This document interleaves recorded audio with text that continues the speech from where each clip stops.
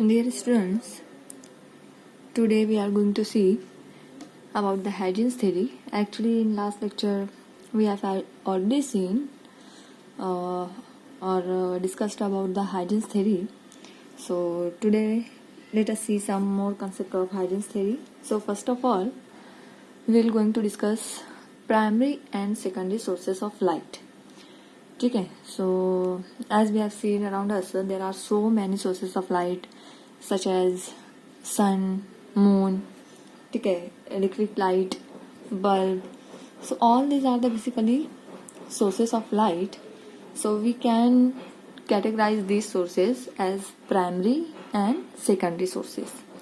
Okay, so first of all, see what are the primary sources of light. First, we are going to see what are the primary sources of light. So actually, primary sources of light are the sources that emit light of their own. ठीक है, मतलब ऐसे sources जो खुद से light को emit करते हैं, मतलब वो लाइट के लिए किसी दूसरी बॉडी पर डिपेंड नहीं कर रहे हैं, but they can emit light by their own. ठीक है, अब ये लाइट क्यों इमिट करेंगे? So the reason is their high temperature. ठीक है, वो हाई टेम्परेचर की वजह से लाइट को इमिट करते हैं, एनर्जी को रेडिएट करते हैं. फॉर एग्जांपल सन. ठीक है, अगर हम लोग एग्जांपल ले रहे हैं सन की, तो sun is the source of energy. ठीक है, और आपको पता है सन का जो टेम्परेचर है that is very high temperature. So due to that much temperature sun is going to radiate energy in the form of light. Okay, so एक तो ये रीजन होता है कि अगर टेम्परेचर हाई होता है किसी बॉडी का, so that body is going to emit light. Next, हाँ, सन एग्जाम्पल में ले सकते हैं हम लोग.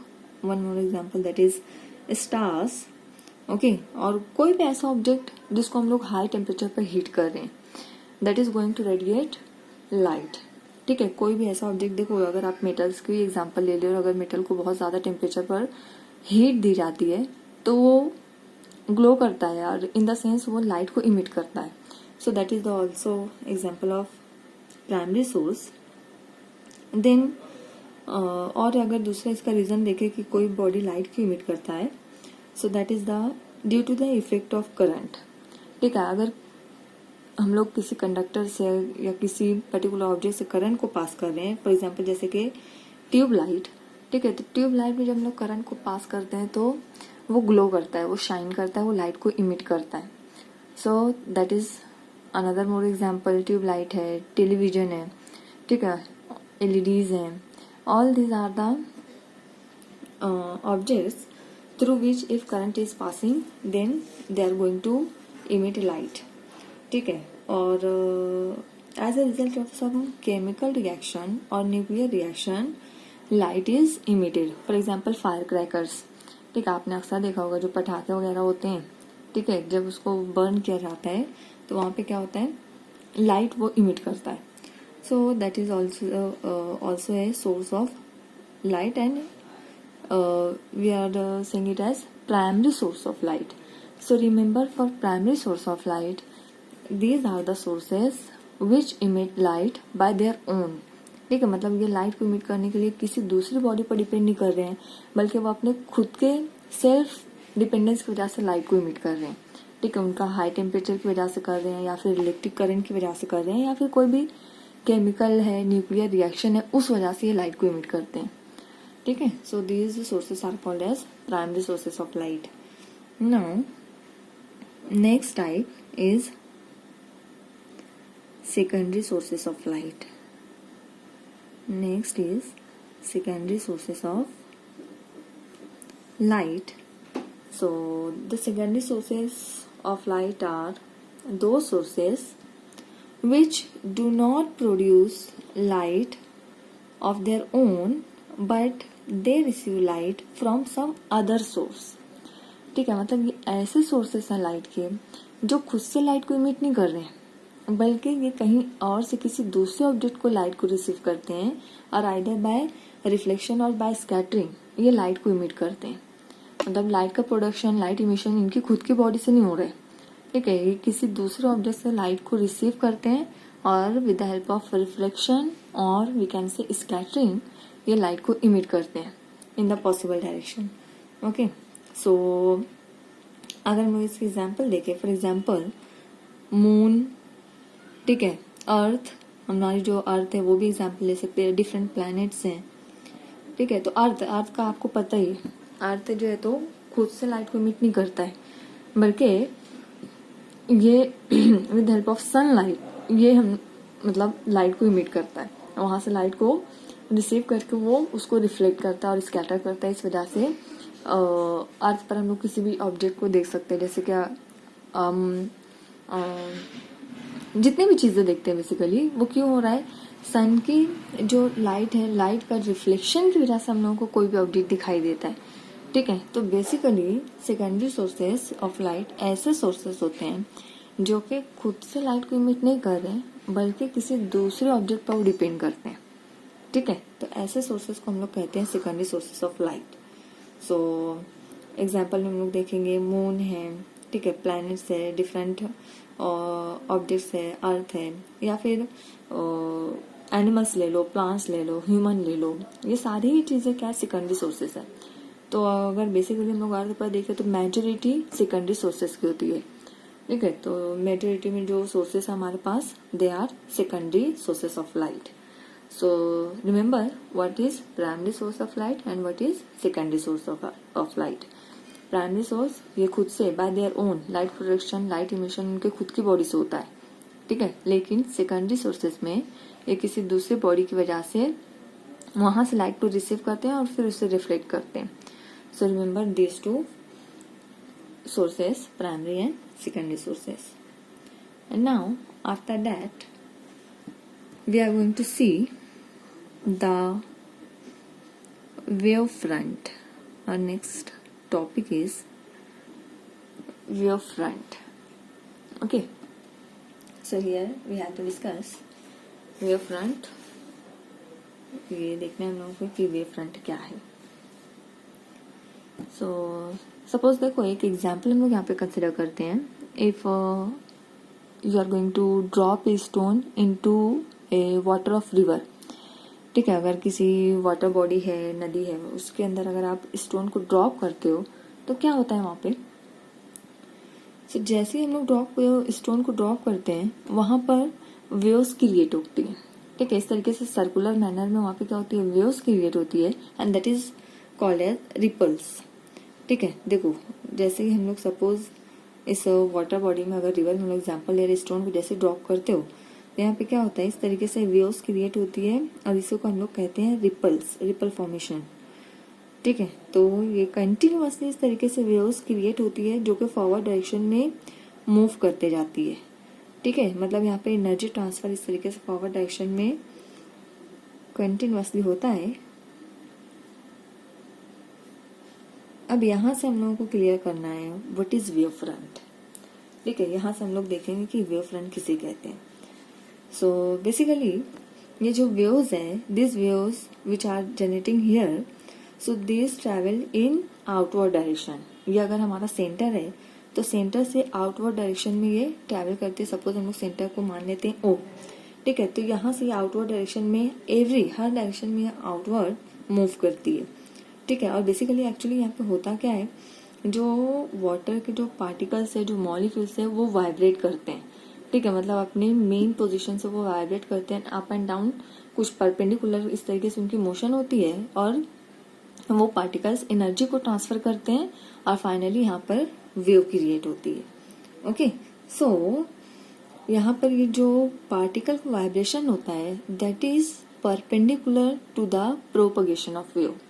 यहाँ पे जो भी वेव्स क्रिएट हो रही हैं, so vibrations of particle are perpendicular to this propagation of wave. And see अगर यहाँ पे हम लोग कंसिडर कर रहे हैं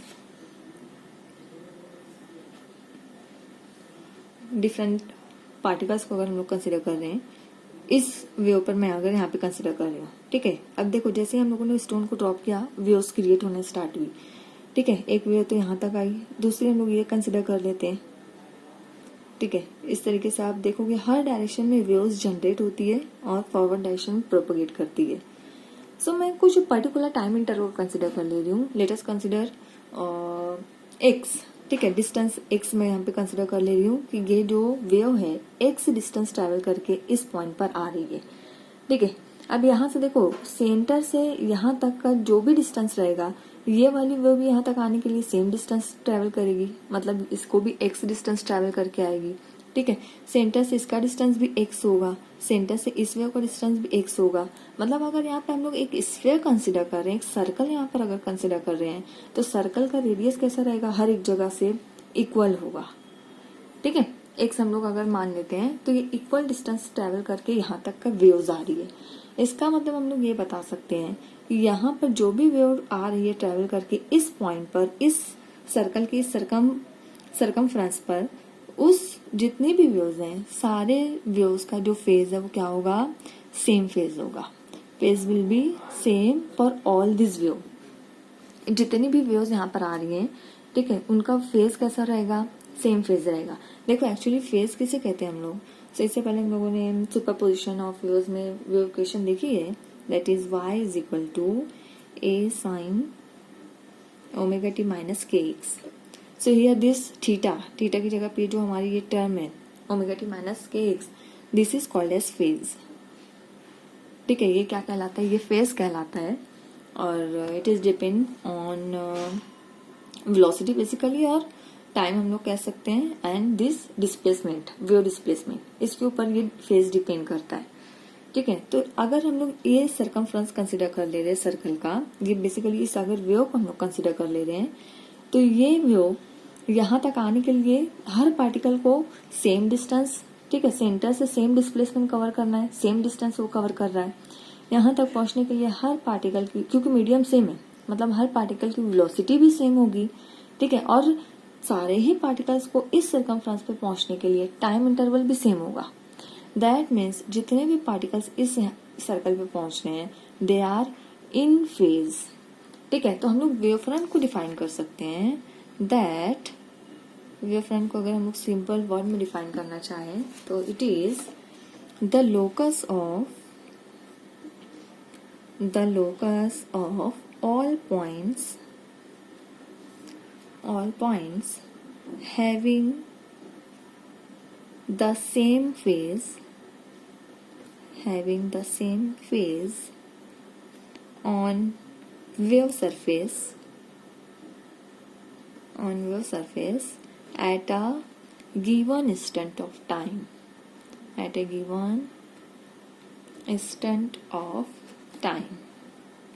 ठीक है, मतलब दिए हुए टाइम में, ठीक है, जो भी वेव सेम डिस्टेंस कवर करके सेम वेलोसिटी से पहुंच रही है, एक पर्टिकुलर डिस्टेंस कवर करके, तो ये सारी भी वेव्स कैसी होगी, they are in phase, having same phase.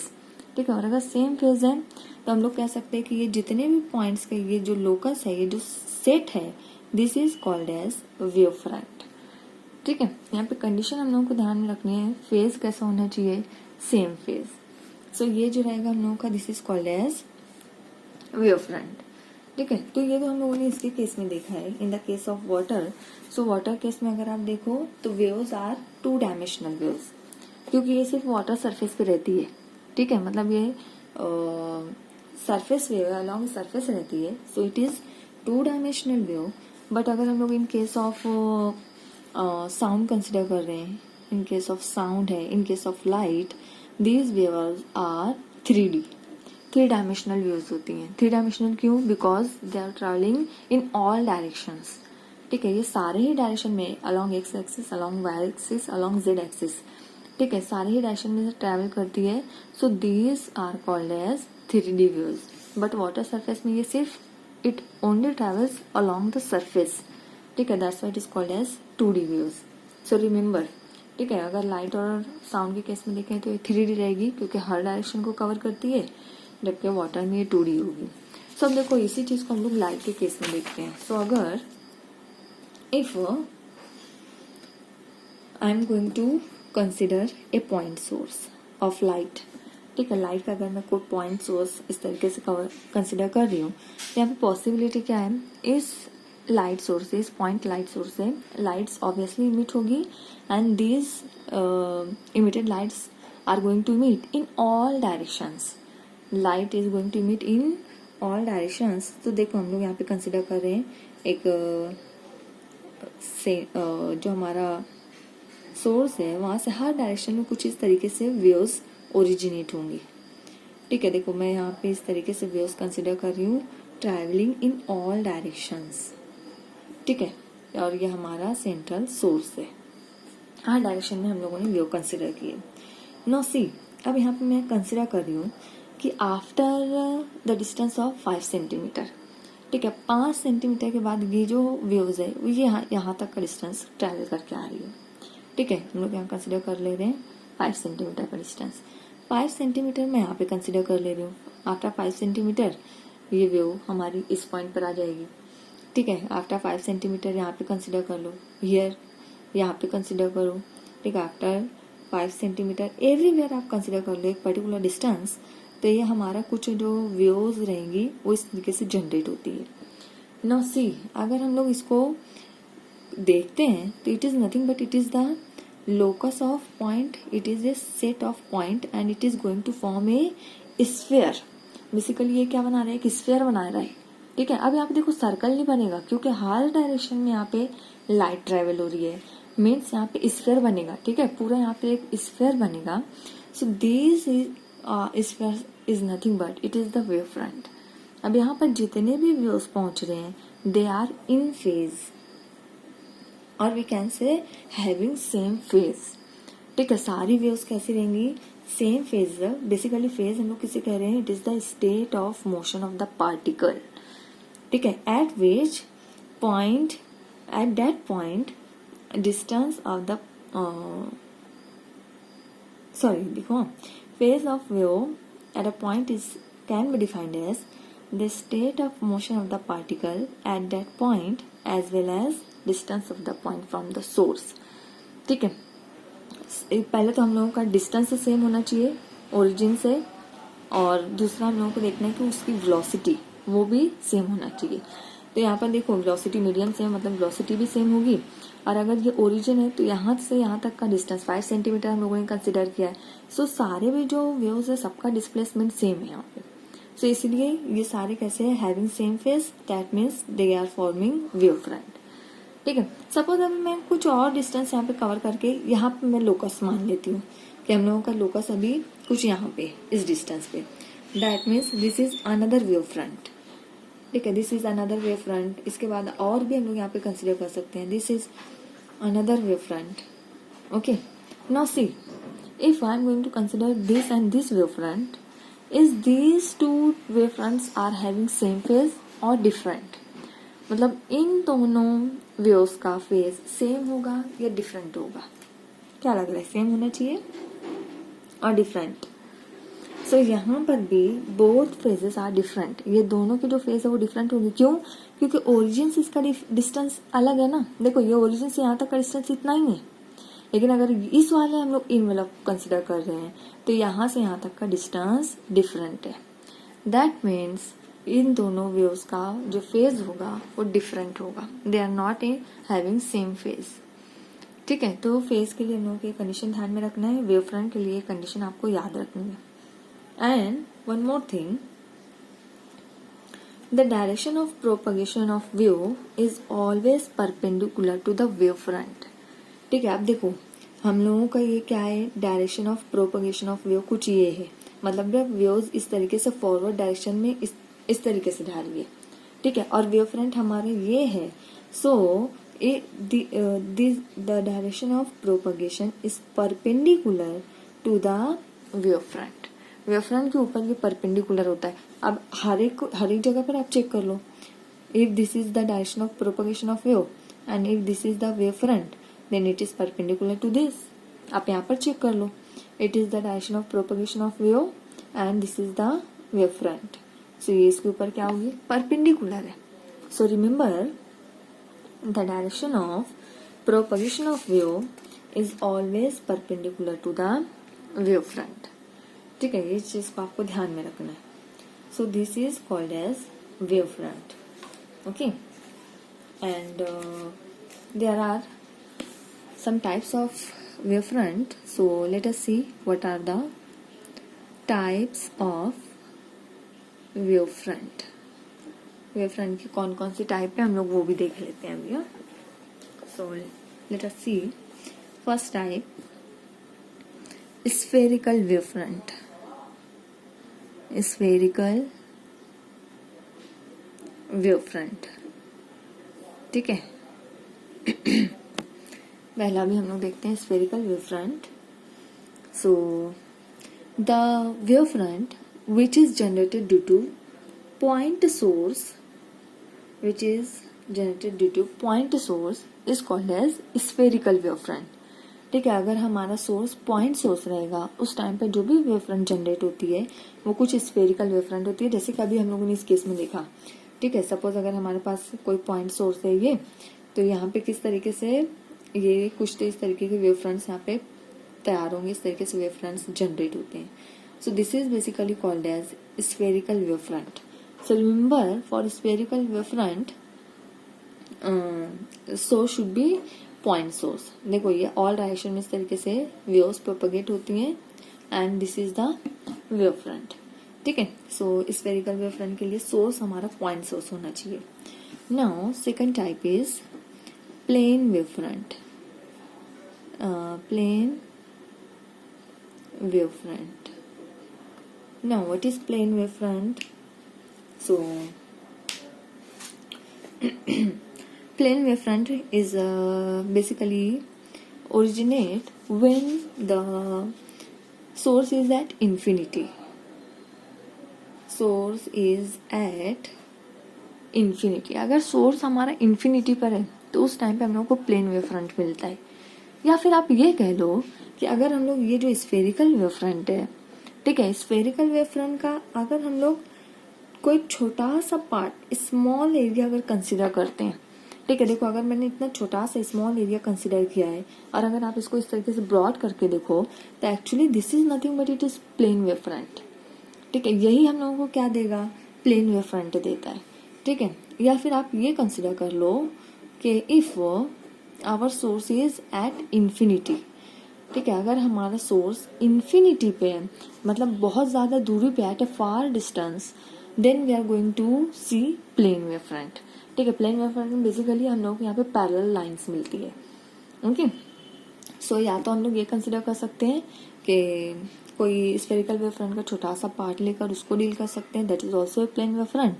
या फिर हम लोग बोल सकते हैं कि अगर हमारा सोर्स जो है तो बहुत ज्यादा दूरी पर है, एट इंफिनिटी, ठीक है, at a far distance, then we are going to see plane wavefront. And next type is cylindrical wavefront. Cylindrical wavefront. ठीक है.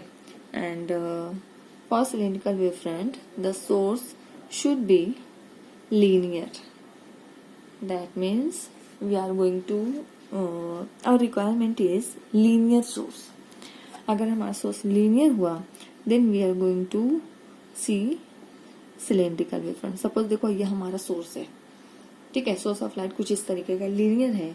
देन इस केस में अगर आप देखो तो यहाँ पे लाइट जो है तो हर डायरेक्शन में कुछ इस तरीके से प्रोपगेट होगी in each and every direction. See like this. So अगर यहाँ पे हम लोग इनवेलप कंसिडर कर रहे हैं, इनवेलप पॉइंट अगर आप कंसिडर करो, सो that is something like this. कुछ इस तरीके से हम लोग को यहाँ पे इसका लोकस मिलता है. So this is nothing but cylindrical wavefront. क्योंकि यहाँ पे देखो ना लाइट हर डायरेक्शन में पास होगी.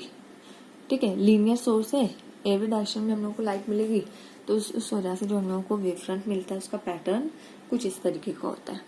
सो this is called as cylindrical wavefront. So these are the types of wavefront: spherical wavefront, plane wavefront and cylindrical wavefront. Now next we have to see that Huygens principle. Huygens principle. ठीक है. तो अब Huygens ने इसका जो light theory था उससे regarding कुछ तो इसने अपना प्रिंसिपल बताया था. ना सी as Huygens assumed that light to be a wave, and it is considering some mechanical type of wave that for propagation of that वो ether medium is necessary. ठीक है, इसने ये कंसिडर किया था कि ईथर मीडियम ज़रूरी होगा अगर लाइट वेव फॉर्म में उसको ट्रैवल करने के लिए, तो ईथर मीडियम हम लोगों को ज़रूरी रहेगा. ठीक है, सो उसने ये बताया that each point on a wavefront act as a secondary source of light. ठीक है, each point on a wavefront act as a secondary source which emits their own wavelets called secondary wavelets. Okay देखो इसने क्या बताया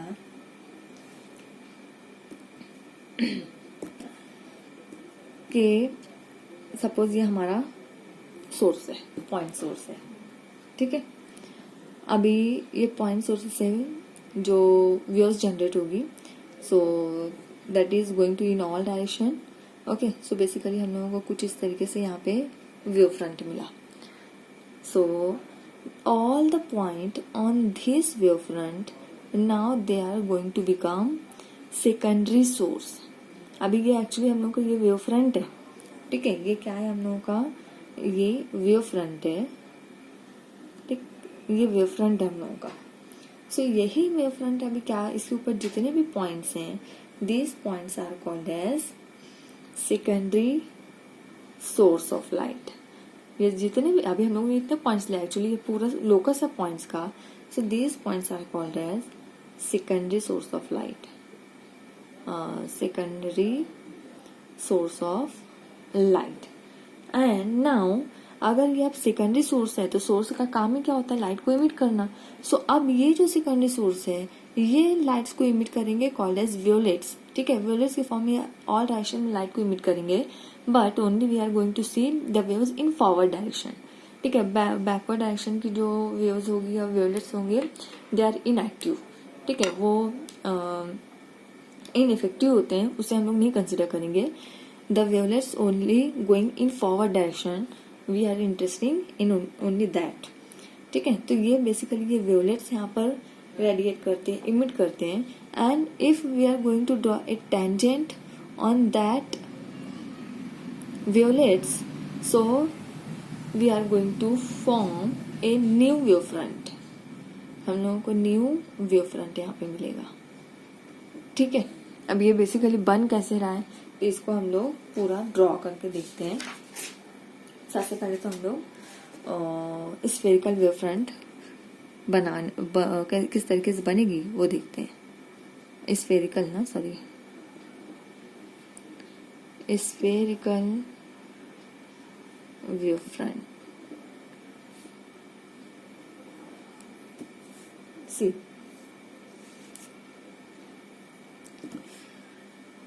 I'm going to consider a point source. ठीक है, and point source से हम लोग यहाँ पे देख सकते हैं दैट कि कुछ तो यहाँ पे हम लोग को वेव फ्रंट इस तरीके से मिलेगा. Now all the points on this wave front is going to act as like a secondary source of light. ठीक है, यहाँ पे हर जो पार्टिकल रहेगा वो सेकेंडरी सोर्स ऑफ लाइट अपने आप को इस तरीके से बिहेव करेगा. अब यहाँ पे इस इनवेलप हम लोग कंसिडर कर लेते हैं इनवेलप ए बी. ये हम लोगों का बेसिकली वेव फ्रंट है. ठीक है, और यही हम लोगों का सेकेंडरी सोर्स है. अब ये सेकेंडरी सोर्स क्या करेगा, आफ्टर टाइम टी हम लोग देखेंगे. इसका टाइम हम लोग कंसिडर कर रहे हैं टी इज इक्वल टू 0 पर. ये हम लोग को यहाँ पे वेव फ्रंट मिला है. ठीक है, अब हम लोग क्या करते हैं, आफ्टर टाइम टी अब देखना है कि क्या हम लोगों का प्रोग्रेस होता है. After time t is equal to t consider कर लेते हैं, और after time t we have to draw a new wave front. ठीक है, हम लोग यहाँ पे न्यू वेव फ्रंट ड्रॉ करना है, किसके लिए, फॉर टाइम टी. ठीक है, सो हम लोग यहाँ पे कंसिडर कर लेते हैं, let us consider speed of wavelet is v. ठीक है, तो डिस्टेंस कितना रहेगा, अगर स्पीड v है, टाइम हमारा अगर t कंसिडर कर रहे हैं. ठीक है, तो distance covered by this wavelets will be v into T. Distance कितना आएगा, v इंटू टी. सो अब यहाँ पे आप लोग देखो कि ये जो अभी हमारा ये वेव फ्रंट है, ठीक है, हमारा source of light, this is wave front and all the points on this wave fronts are nothing but it is secondary source of light. क्या बनेगा ये? Secondary source of light. So this secondary source of light are going to emit wavelets in all forward directions. So अब यहाँ पे हम लोग violet consider कर ले रहे हैं that wavelet is going to cover this much distance. ठीक है, और डिस्टेंस हमारा कितना है? वीटी डिस्टेंस ये कवर कर रहा है. इसका भी हम लोग कंसिडर कर रहे हैं कि ये भी क्या कर रहा है? वीटी डिस्टेंस इतना ये कवर कर रहा है. ठीक है, मतलब हर वियोलेट से हम लोग इतना कंसिडर कर रहे हैं कि दिए हुए टाइम में दी हुई वेलोसिटी से वो कितना डिस्टेंस कवर कर रहा है. सो हर जगह हम लोग देखेंगे कि सेम मीडियम सेम होने की वजह से वेलोसिटी भी सेम रहेगी और एक पर्टिकुलर टाइम से ये सारे फेज सेम होने की वजह से in with in same time ये इस तरीके से अपना वेवलेट्स कुछ तो रेडिएट करेंगे. ना हो अगर हम लोग यहाँ पे एक कॉमन टेंजेंट ड्रॉ कर लेते हैं, draw a common tangent on the secondary wavelets in forward direction that will give a new wave front. देखो हम लोग यहाँ पर हर वेवलेट से पास करते हुए एक कॉमन टेंजेंट इस तरीके से अगर ड्रॉ करते हैं then that is nothing but it is the new wave front. Here we will get a new wave front. ठीक है, सो ये बेसिकली हम लोगों को देगी जो भी हमारा न्यू वेव फ्रंट रहेगा वो इस तरीके से बनेगा. Okay, so this is the formation of new wave front. और यहाँ पे बेसिकली आप देखो हम लोग इस तरीके से भी कंसिडर कर सकते हैं कि ये कुछ इसका वेव फ्रंट, ठीक है, ये जब इस तरीके से जाएगा with radius is equal to VT तो ये अपना कुछ इस तरीके से हेमिस्फीयर बनाएगा. ठीक है, ये रेडियस कितना? वीटी के बराबर. सेम ये वाला पार्टिकल भी अपना इस तरीके से वीटी के बराबर रेडियस हेमिस्फीयर बनाएगा. ये भी अपने इस तरीके से हेमिस्फीयर बनाएगा radius equal to VT. All the particle are going to form a hemisphere of radius VT. और नाउ कॉमन टेंजेंट ड्रॉ करो, आपको न्यू वेव फ्रंट मिल जाएगा. This is the basical formation of spherical wave front. Same ऐसे इसी method से हम लोग प्लेन वेव फ्रंट भी फॉर्म कर सकते हैं. प्लेन वेव फ्रंट, ठीक है, प्लेन वेव फ्रंट में देखो सबसे पहले तो हम लोग source of light plane wave front के लिए आपको पता है इन्फिनिटी पर होना चाहिए. ठीक है, सो ये हम लोगों का वेव फ्रंट जो प्राइमरी ले रहा है time t is equal to 0, ये हम लोग कंसिडर कर लेते हैं ए बी. ठीक है, ए बी हम लोग इसको नेम दिए. Now all the points on this wave front is now becoming secondary source of light and they are going to emit their light in all possible direction. और हम लोग यहाँ पे सिर्फ फॉरवर्ड डायरेक्शन की बात कर रहे हैं बिकॉज बैकवर्ड डायरेक्शन में वो इनइफेक्टिव होगा. सो अगर हम लोग कंसिडर कर ले रहे हैं यहाँ पे सेम कि distance is equal to v t. V is the velocity of particle और लाइट और टी रहेगा टाइम. ठीक है, so after time t they are going to travel distance v t. सो हम लोगों को अगर टाइम टी के लिए निकालना है at t is equal to time t तो उसके लिए हम लोग देखते हैं डिस्टेंस कितना रहेगा इसका we t.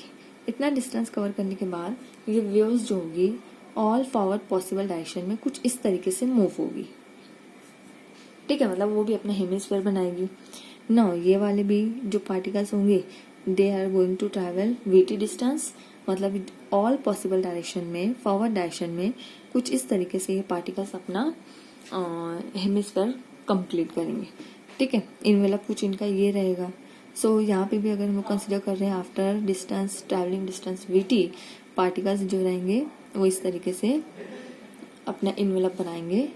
So here is the same VT and here also is same that is distance VT.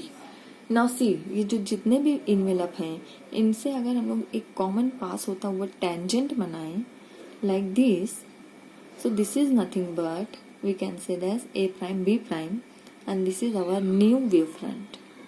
It is called as new wave front. ठीक है, तो बेसिकली हाइजेंस ने क्या बताया that every point on the wave front is as a secondary source of light. ठीक है, wave front पे हर point कैसे एक्ट करता है, as a secondary source of light. और सेकेंडरी सोर्स हम लोगों ने इससे पहले देखा है कि क्या है, ठीक है, मतलब लाइट वो नहीं मीट कर रहा है, बल्कि वो कहीं से लाइट लेकर रिफ्लेक्शन और स्कैटरिंग के थ्रू लाइट को इमिट करता है। So each point on this wave front is acts as a secondary source which emits their wavelets called as secondary wavelets. ठीक है, इसे हम लोग क्या कहेंगे, सेकेंडरी वेवलेट कहेंगे।